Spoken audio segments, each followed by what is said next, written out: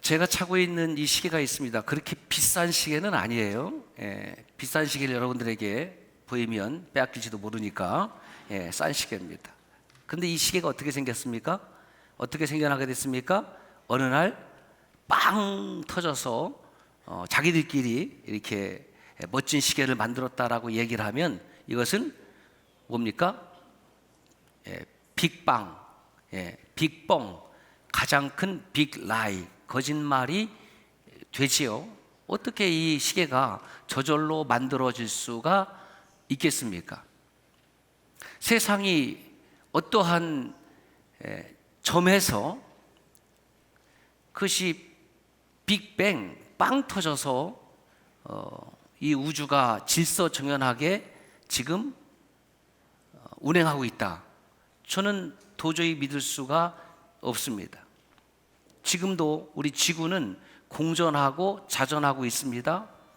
또 다른 우리 주위를 또 공전하고 있습니다. 이게 총알보다도 더 빠른 속도로 그렇게 정교하게 운행하고 있고, 우리 지구는 또 태양을 중심으로 또 돌고 있고, 태양계는 은하계를 중심으로 또 돌고 있습니다. 과학자들은 그 은하계를 도는데 수백억 년이 걸린다고 그래요. 중요한 것은 우리가 사는 이 지구도 빠른 속도로 우주 공간을 향해서 날아가고 있고 태양계도 움직이고 있고, 그러나 우리는 그것을 전혀 느낄 수 없죠. 마치 자동차 안에서 여러분들이 어떤 핸들이라든가 글로브 박스라든가 보면은 같이 가니까 그걸 느끼지 못하는 거예요. 그 세상은 우리들에게 무엇을 가르치냐면 하나님이 없음을 가리키는 거죠. 그것이 빅뱅이에요. 그래서 성경은 이렇게 시작하지 않습니까? 창세기 1장 1절에 시작. 태초에 하나님이 천지를 창조하시니라. 브레시트 바라 엘로힘 에타 샤마임 에타 에레츠. In the beginning God created the heaven and earth. 하나님이 창조하셨다라는 거예요. 옆 사람에게 물어보세요. 지금 혹시 당신이 지구를 창조했습니까? 시작. 내가 했어요. 내가. 여러분들은 잘 모르겠지만은 제가 해와 달과 별을 만들었어요 라고 하는 순간에 저는 이단의 교주가 되는 거예요. 우리 가운데 어느 누구도 이 정신이 바르게 된 사람은 내가 지구를 창조했다라고 말하는 사람은 없습니다. 여러분은 스스로를 만들어서 이 세상에 나오셨습니까? 그렇지 않습니다. 그래서 태초에 브레시트 바라 창조했다. 누가? 엘로힘, 하나님이 창조했다. 이것을 믿든지 아니면 이 온 우주는 그냥 빅뱅에서 이루어졌다는 것을 믿든지 둘 중에 하나입니다. 그러므로 하나님이 천지를 창조했다라는 그 사실을 믿음으로 받아들이면 성경 전체에서 우리가 믿지 못할 내용은 하나도 없습니다. 어느 종교의 어느 경전에서도 신이 세상을 창조했다고 첫 문장에 나오는 것은 제가 아는 범위 내에서는 없습니다.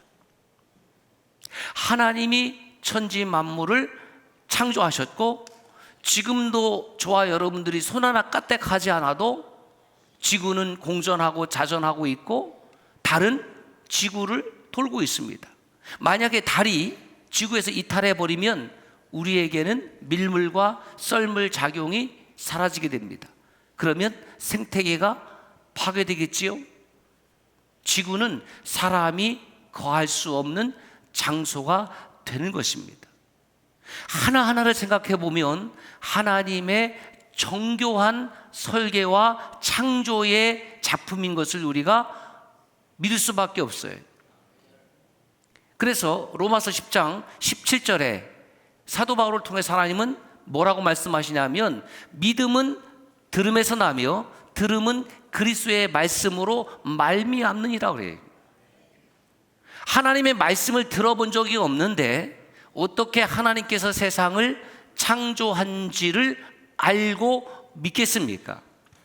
그런데 사람의 영은 신기하게도 하나님의 말씀을 귀로 들으면 귀로 듣는 것을 넘어서서 가슴에서 울리고 여러분들의 소울, 영혼을 울리게 되어 있습니다.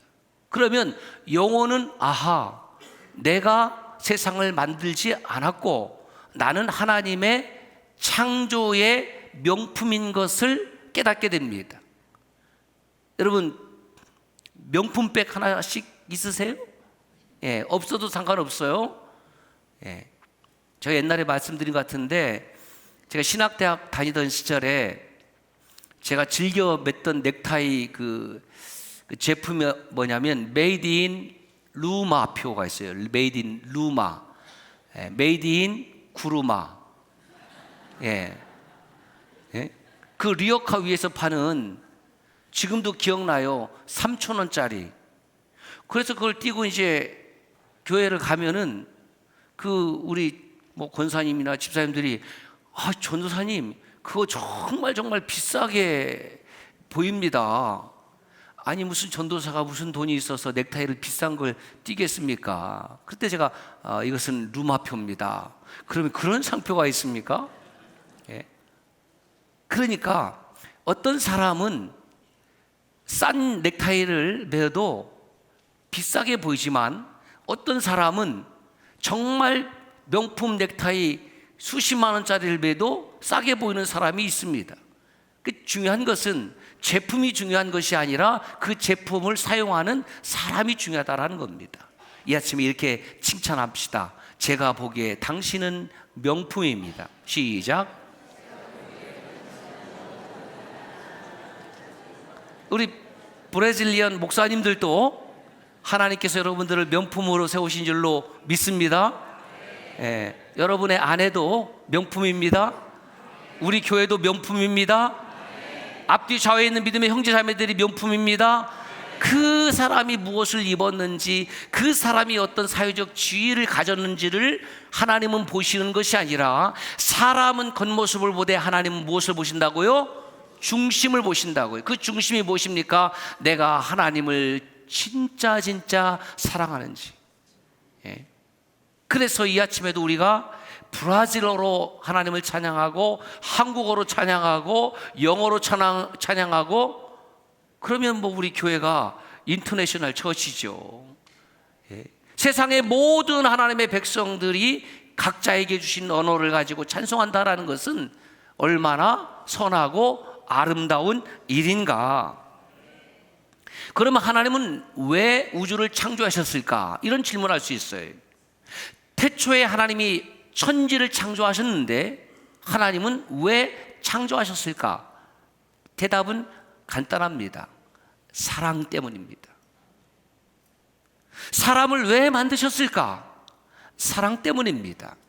인카네이션, 왜 하나님이 사람의 모양을 입고 이 땅에 오셨을까? 그것도 사랑 때문입니다. 왜 십자가에 순환을 지셨을까? 사랑 때문입니다.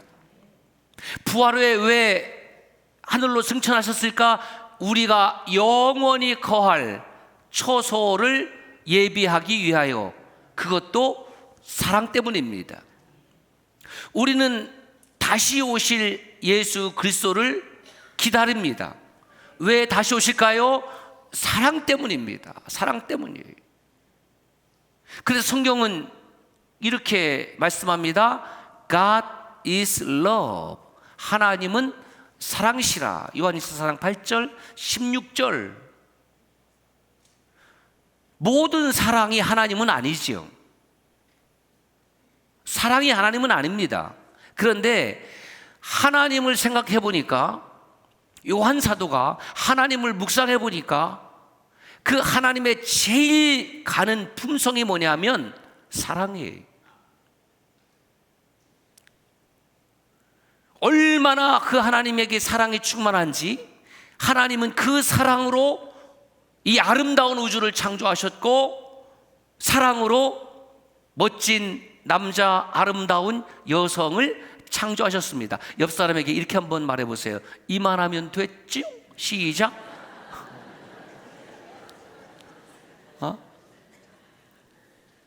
아니 우리 브라질리언 형제자매들도 남편이 그 정도면 됐지. 물론 한국 사람이 제가 보기에는 더 잘생긴 것 같긴 하지만 아내도 이만큼 아름다우면 됐지. 왜 다른 데로 눈을 돌립니까? 예.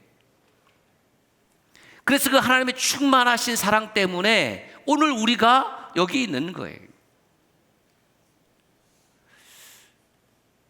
그런데 반면에 저와 여러분들은 무엇이 충만합니까? 자기를 한번 보세요. 내 안에 오늘 무엇이 충만한가? 예? 불평이 충만하면, 예? 매우 유명한 사이몬 장이라는 그분에게 불평이 충만하면 그 입으로 나오는 것이 뭐밖에 없겠습니까? 불평이 나오겠지요. 그러면 그 불평을 듣는 사람들이 싫어하겠지요. 여러분, 불평을 좋아하는 사람은 없어요. 근데 있긴 있어요. 누구냐? 같이 불평하는 사람. 그렇죠?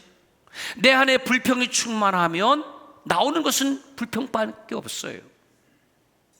내 안에 사랑이 충만하면 나오는 것은 무엇밖에 없어요? 사랑밖에 없는 거예요.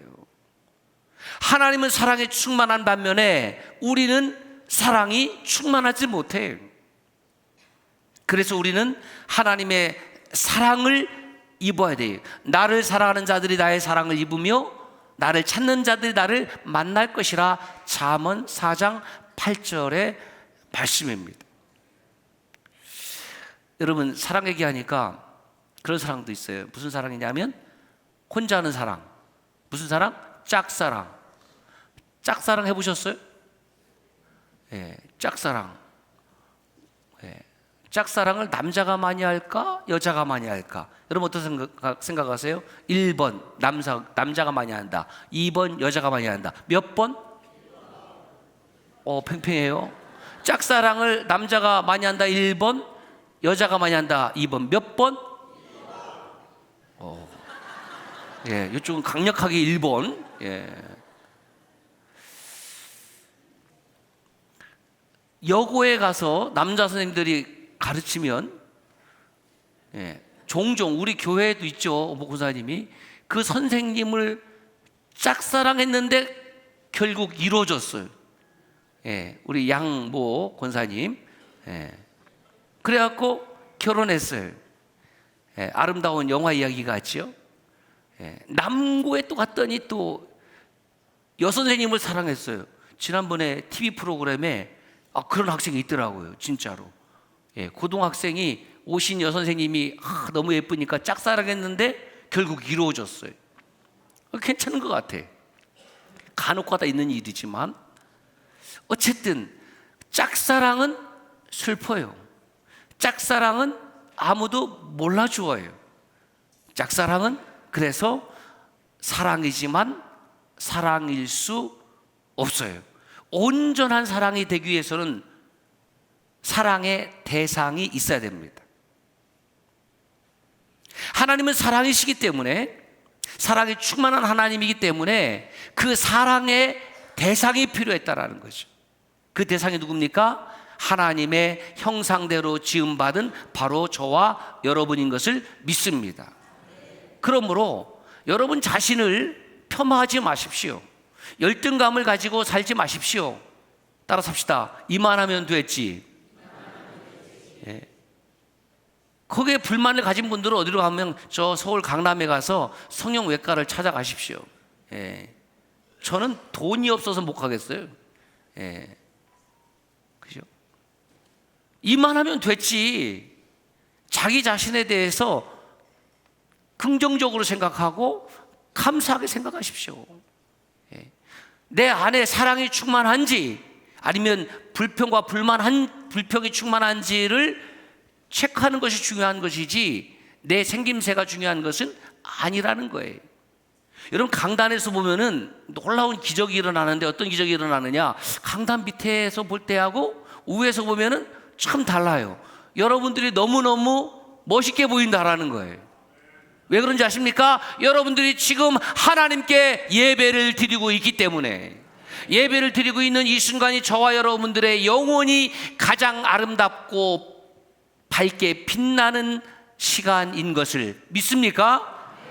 사람의 가치라는 것은 하나님께 예배할 때에, 하나님께 찬양할 때에, 하나님께 기도할 때에 저와 여러분들의 가치가 가장 귀하게 된다라는 사실입니다.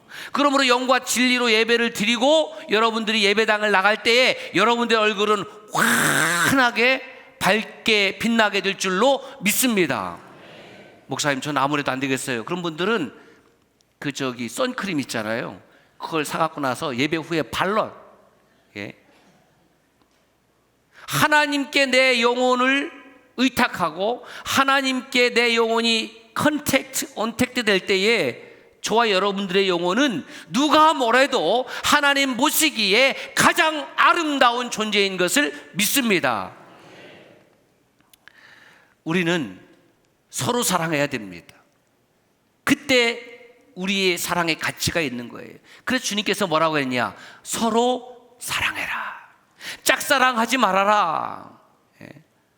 Love each other. 서로 사랑해요. 서로 사랑. 보세요. 내게 어떤 기쁜 일이 있어요. 기쁜 일이 생겼습니다. 너무너무 기뻐.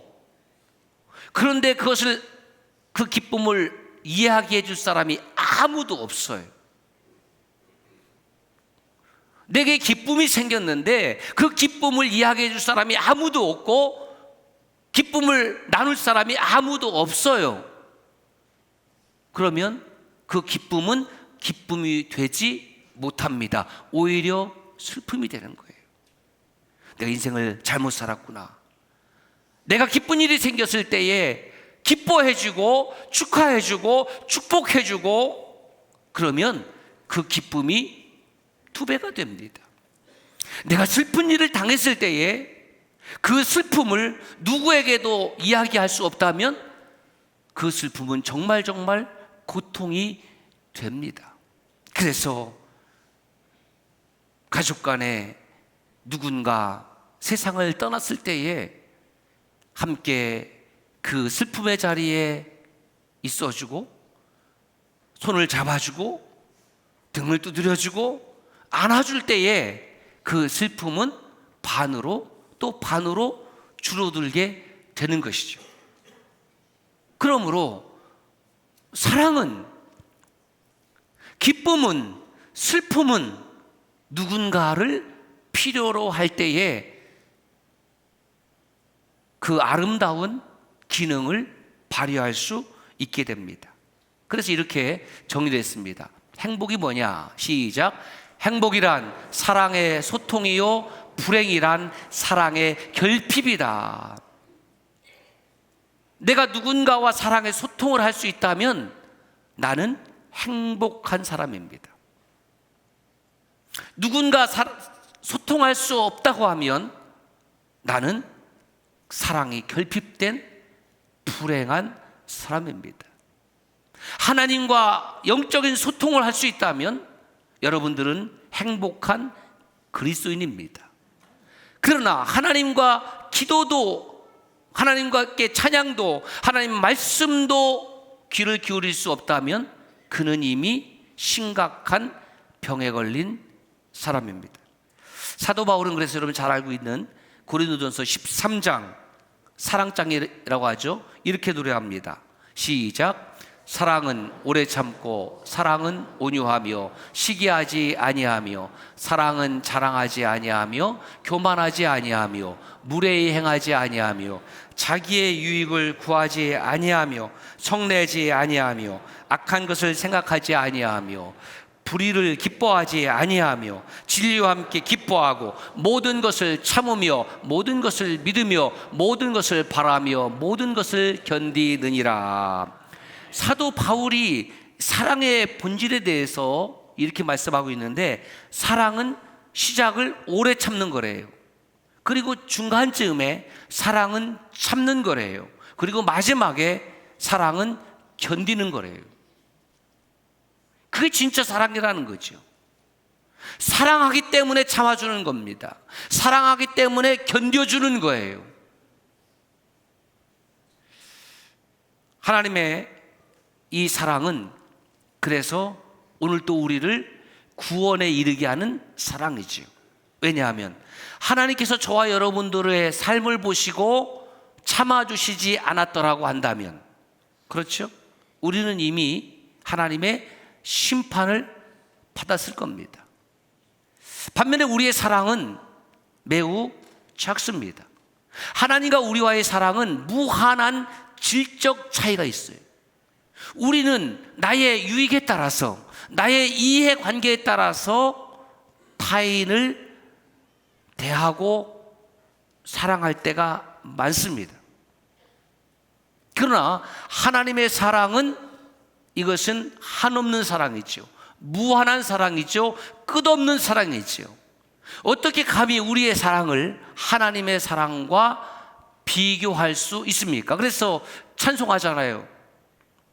한없는 하나님의 그 크신 사랑, 하늘을 두루마기로 삼고 바다를 먹물 삼아도 다 기록할 수 없다.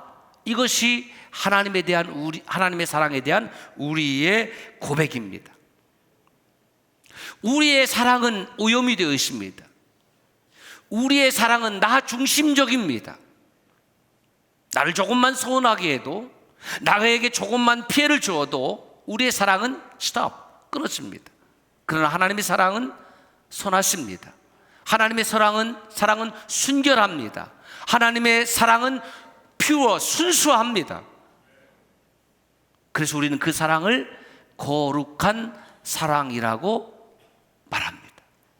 오직 하나님만이 거룩한 사랑의 주인이십니다. BC 1876년에 야곱이 70명의 가족들을 이끌고 이집트로 내려가죠. 그리고 430년 만에 약 70명의 가솔들이 200만 명이 되었습니다. 우리는 일반적으로 그렇구나 그렇게 생각을 하는데, 70명이 430년 만에 200만 명이 될 수 있다 없다? 없습니다. 여러분 생각해 보세요. 여러분들 지금 일가 친척을 한번 다 카운트해 보면 사람에 따라서 좀 다르겠지만 70명? 뭐 별것 아니에요. 어떤 가족은 100명. 저희 가족도 따져보면 뭐 일가 친척을 따지면 100명이 넘을 것 같아요. 그러면 여러분 430년 지나면은 200만 명이 생기겠습니까? 그렇다고 하면 여러분 우리나라가 지금 폭발해 버립니다. 인구 증가로. 그렇지 않습니다. 그런데 이상하게도 야곱의 후손은 70명의 이집트에 내려왔는데 430년 만에 약 200만 명으로 불어났습니다. 인간의 힘으로 불가능한 일입니다. 그렇다면 이것은 누가 하신 것입니까? 하나님이 하셨습니다. 여러분, 은혜가 무엇입니까? 은혜는 우리가 할 수 없는 것을 하나님이 하실 수 있는 것, 그것이 은혜입니다. 내가 할 수 있는 것은 내 능력이지, 그것은 하나님의 은혜가 아닙니다. 그리고 430년 가운데에 약 124년 정도가 노예 생활을 삽니다. 전체가 노예 생활은 아니에요.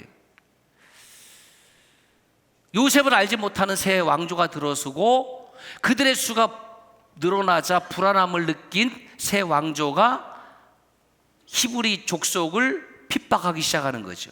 그래서 출애굽기 2장 24절에 이렇게 기록하고 있습니다. 시작. 하나님이 그들의 고통 소리를 들으시고 하나님이 아브라함과 이삭과 야곱에게 세운 그의 언약을 기억하사, 하나님은 아브라함이 75세 때에 아브라함을 부르시고 너를 축복하는 자에게 내가 복을 내리고 너를 저주하는 자에게 내가 저주한다, 이것을 언약을 주셨어요. 커버넌트, 브릿, 하나님의 약속을 주셨다는 거죠. 근데 이 약속은 아브라함과 상의해서 소통해서 주신 약속이 아니고 하나님께서 아브라함에게 주신 일방적인 약속이에요. 이것을 편무 언약이라고 그래요.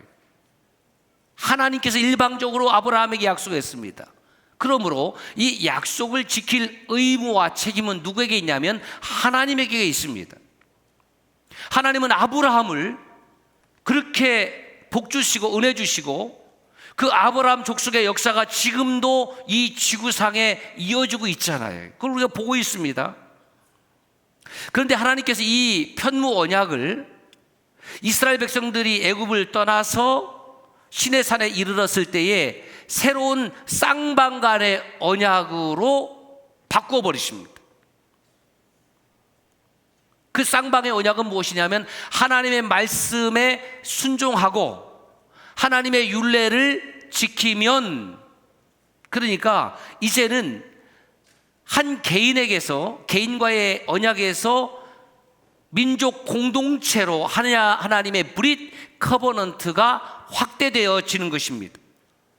그러면서 시내산에 BC 1446년 1월 15일에 출발해서 3월 초에 3월 15일에 도착을 했으니까 약 2달 조금 넘어서 도착을 하는 거예요.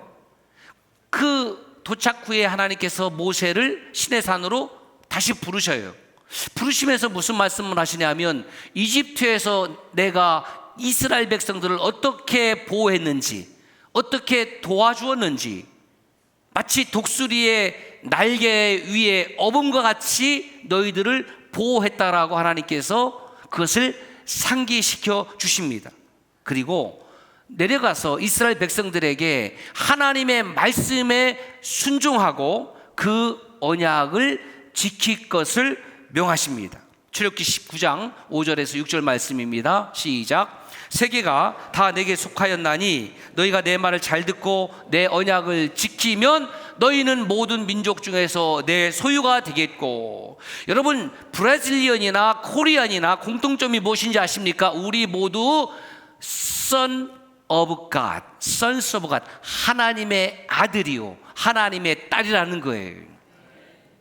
피부색이 중요한 것이 아닙니다. 언어가 중요한 것이 아닙니다. 문화가 중요한 것이 아닙니다. 모든 지구상에 거하는 하나님의 백성들은 하나님의 것이라는 거죠. 잘 생각해 보면 이스라엘 족속이 지금 이집트에 살고 있습니다. 모세를 보내서 출애굽시키겠다. 여기 나가자. 그 나가게 하는 방법은 하나님께서 행하시는 일이고, 중요한 것은 노예로 살고 있던 이 히브리 족속이 그 삶의 터전에서 비록 노예였지만은 모세를 따라서 광야로 나갔다는 사실이에요. 왜 나갔을까?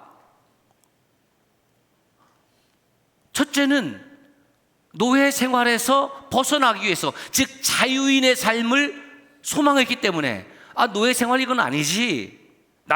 우리는 자유롭게 살 수 있어야 돼. 두 번째 이유는 무엇이냐면 우리가 자유인이 되었을 때 그 가나안 땅에서 우리는 행복한 삶을 살 거야. 노예로 사는 삶보다 자유인으로 사는 삶이 더 행복할 거야. 이집트에서 사는 삶보다 하나님이 인도하는 가나안 땅에 가면 더 행복할 거야. 그런 소망이 있으니까 따라 나서는 거죠. 그냥 오라고 그래서 갑니까? 여러분들이 주일 오전에 예배를 드리는 이유가 무엇입니까? 집에 있는 것보다 예배당에 나가서 영과 진리로 하나님 앞에 예배를 드리는 것이 더 행복하니까 그 어찌 선택하는 거 아니겠습니까? 오늘 어떻습니까? 오늘 이 시대를 살아가는 우리들도 마찬가지입니다. 우리는 이미 자유인이 되었습니다. 우린 노예가 아닙니다. 그리고 이 자유인의 삶 속에서 모든 사람이 동경하는 것이 뭐냐면 행복한 삶이에요. 행복한 삶. 그렇게 행복한 삶을 위해서 자유를 주셨는데 문제는 뭐냐 하면 그 자유를 스스로 절제하고 아름답게 사용할 줄 모른다는 겁니다. 그래서 방종한 삶, 방임의 삶, 방탕한 삶을 살아가요. 이것이 죄의 3종 세트예요. 방종, 아무 거리낌 없이 내 마음대로 살아가요. 방종, 내 마음대로. 방임, 아예 모르겠다. 책임지지 않습니다. 내 인생도 내가 책임지지 않아요. 아내의 인생도, 남편의 인생도, 자녀의 인생도, 부모의 인생도 아무런 책임의식이 없어요. 참 나빠요. 방탕, 술과 여자에 빠져서 행실이 좋지 못함. 술과 남자에 빠져서 행실이 좋지 못한 것도 있긴 있어요. 보편적으로 보면 술과 여자에 빠져서 방탕한 삶을 살아갑니다. 결국 이 시대는 마약, 알코올, 노름, 성, 기타 등등의 수많은 방종, 방임, 방탕이 우리를 지금 뒤덮고 있는 거예요. 정신을 바짝 차리지 않으면 어느 순간에 그 거센 물결이 나를 덮쳐오죠. 이게 세큘라리즘, 이게 세속주의 아닙니까? 그러한 것들을 통해서 우리는 끊임없이 유혹을 받습니다. 게임을 해라, 행복할 것이다. 노름을 해라, 행복할 것이다. 아이들은 좀 아이들뿐만 아니라 주부들도 그 화면에서 엄청난 시간을 게임을 하는 거예요. 게임 중독자가 많아요. 성 중독자도 많아요. 마약 중독자도 많아요. 결국 이들이 추구하는 행복은 행복이 아니라 쾌락입니다. 쾌락. 그러면 왜 자유인이 이렇게 방임하고 방종하고 방탕한 삶을 살아갈까? 자유를 주셨지만은 그 자유를 하나님을 섬기는 데 사용하지 않습니다. 다시 말해서 하나님의 존재를 의식하지 않는 거예요. 내 인생에는, 내 머릿속에는 하나님이 없어요. 하나님이 없이 사는 삶의 끝은 결국 뭐냐면 쾌락이에요. 자기의 인생의 재미를 위해서, 쾌락을 위해서 다 모든 것을 투자를 합니다. 하나님이 없는 삶이 그래요. 하나님을 의식하지 않는 삶이 그래요. 그 누가 행복한 사람이냐? 하나님이 있는 삶이다. 하나님을 의식하는 삶이 행복한 삶이다. 그러므로 하나님을 믿고 의식한다라는 것은 그 거룩하신 하나님과의 컨택트, 그렇습니다. 자유인의 행복은 어디에 있냐면 하나님의 그 거룩함 속에 있는 거예요. 거룩함이라는 항아리, 거룩함이라는 상자 속을 열어보면 거기에 우리가 누릴 행복이 들어있는데, 그 거룩함은 생각하지 아니하고 하나님과 상관없이 내 마음대로 살아가기 때문에 사람들은 행복하기를 원하지만 행복하지 않습니다. 쾌락을 행복이라고 착각합니다. 이것이 유사 행복입니다. 이것은 거짓 행복입니다. 그러므로 암카도시, 거룩한 백성은, 누가 거룩한 백성이냐? 끊임없이 몰려오는 죄의 유혹을 거절하고 거부하고 잘라내고 죄와 상관없이 살아가는 사람, 그 사람을 암카도시, 거룩한 백성이라고 하는 겁니다. 교회 와서 한 번의 예배로 내가 모든 하나님과의 관계가 다 되었다라고 착각하는 사람은, 그분은 거룩과 상관이 없습니다. 지금 여러분들의 오늘 예배가 일상의 예배로 이어지길 바랍니다. 일상의 예배가 무엇입니까? 삶 가운데 밀려오는 죄의 유혹을 끊어내고 거부하고 상관없이 살아가는 것, 그것이 예배입니다. 하나님은 그 일상의 예배에 거룩한 삶을 살아가기를 원한다는 겁니다. 우리가 드리는 이 예배는 서로가 서로를 볼 수 있지만 저와 여러분의 일상은 보는 사람이 없습니다. 그러니까 내 마음대로 거짓된 행위를 살아갑니다. 만약에 저와 여러분들 가슴에 몸캠을 장착해놓고 일주일 동안을 살아가게 한 후에 그 몸캠에 저장되어 있는 그 화면을 우리 예배 시간에 모두 다 한번 드러낸다고 가정해 봅시다. 정말 그것을 공개할 용의가 있으실까요? 우리는 거룩한 삶을 살아가고 있습니까? 죄와 상관없는 삶을 살아가고 있습니까? 죄의 유혹이 올 때 컷오프하는 그런 신앙의 결단이 있느냐, 이 질문입니다. 하나님은 우리에게 분명한 하나님의 뜻을 가르쳐 주셨습니다. 데살로니가전서 4장 6절 이렇게 되어 있습니다. 하나님의 뜻은 이것이다. 하나님의 선명한 뜻은 이것이다. 너희를 향한 하나님의 뜻은 분명히 이것이다. 무엇이냐? 거룩합니다. 카도시다. 데살로니가전서 4장 7절 하나님이 저와 여러분을 왜 불러주셨느냐? 하나님이 왜 목사로 부르시고 장로로 부르시고 디콘 집사로 부르시고 권사로 부르셨는가? 왜 불렀는가? 우리를 부르심은 부정하게 하심이 아니요 거룩하게 하심이라. 거룩한 자녀로 삼기 위해서. 레위기 11장 45절에 보면 더 선명합니다. 하나님은 이렇게 말씀하십니다. 시작. 내가 거룩하니 너희도 거룩할지어다. 다시 한번, 내가 거룩하니 너희도 거룩할지어다. 이렇게 거룩한 백성들이 살아가는 나라가 제사장 나라입니다. 오늘 우리 한국 사회는 거룩하지 않습니다. 우리는 부정과 부패의 모습을 눈으로 목도하면서 청년들부터 어르신까지 지금 마음 아파하고 있습니다. 우리 그리스도인들이 해야 될 일이 무엇일까? 나부터 하나님 앞에 거룩한 삶을 살아내야 합니다. 부정한 것에서, 불의한 것에서 유턴하고 돌이키시기를 바랍니다. 하나님과 사랑의 관계를 지금부터 영원까지 가져가십시오. 그것이 바로 하나님이 원하는 거룩한 나라, 거룩한 백성이 되는 것입니다. 소망하기는 우리 대한민국과 브라질이 하나님의 사랑으로 충만해서 저 나라를 봐라. 저 브라질은 거룩한 하나님의 나라이다. 저 대한민국을 봐라. 저 나라는 거룩한 하나님의 나라이다. 그것을 꿈꾸며 그것을 실천해내는 저와 여러분들이 되시기를 축복합니다. 하나님이 이 아침에 이렇게 묻습니다. 암카도시, 당신은 지금 거룩한 하나님의 백성입니까? 기도합시다.